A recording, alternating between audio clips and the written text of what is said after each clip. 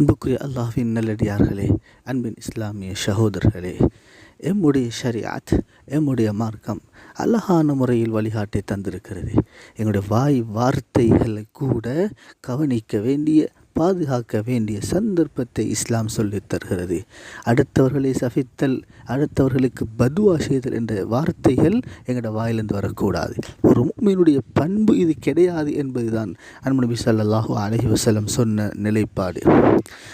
லைஸல் முஃமினு பித்தாஆனி வலா பில்லஆன். முஃமின் அடுத்தவனை ஏசி பேசுகின்ற, சபிக்குகின்றவனாக இருக்க மாட்டான்.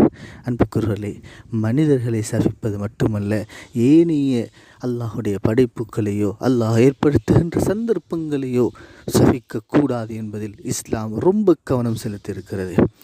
ஸல்லல்லாஹு அலைஹி வஸல்லம் சொல்லி தந்தார்கள், லா தசுப்பு அல் ஹும்மா, காய்ச்சலுக்கு ஏச வேண்டாம். அல்லாஹ் தருகின்ற நோயா, அதுக்கு ஏசக்கூடாது. அல்லாஹுடத்தில் ஷிஃபாவை கேட்டு துவா செய்ய வேண்டும். லா தல்அனு அர்ரீஹ், காற்றை சபிக்காதீர்கள். ஃபஇன்னஹா மஅமூரா, காற்று வேகமாக வீசுகிறது என்றால் காற்றுக்கு ஏசக்கூடாது. அது அல்லாஹ்வினால் கட்டளையிடப்பட்ட முறையில் அது செயல்பட்டு கொண்டிருக்கிறது. இப்படி ஒவ்வொரு சந்தர்ப்பங்களையும் சொன்னார்கள். ஸல்லல்லாஹு அலைஹி வஸல்லம் அவர்கள் பிரயாணம் போகிற நேரம் அல்லது நபி அவர்களோடு இருந்த ஒரு மஜ்லிஸில் தான் காற்று வேகமாக வீசும் பொழுது ஒருவருடைய அந்த மேலாடையை கலற்றி கொண்டு சென்று விட்டது காற்று. அதற்கு அவர் காற்றை தூற்றுகிறார், அந்த காற்றுக்கு அவர் ஏசுகிறார். இந்த நேரத்தில் தான் ஸல்லல்லாஹு அலைஹி வஸல்லம் காற்றை சபிக்காதீர்கள் என்று சொன்னார்கள்.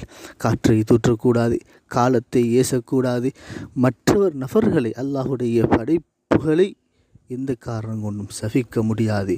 மற்றவர்களுக்கு நலவை நாடி அல்லாஹ்விடத்தில் துஆ செய்வோம் என்பதுதான் எங்களுக்கு அல்லாஹும் ரசூலும் காட்டி தந்திருக்கின்ற மிக முக்கியமான வழிகாட்டலாகும்.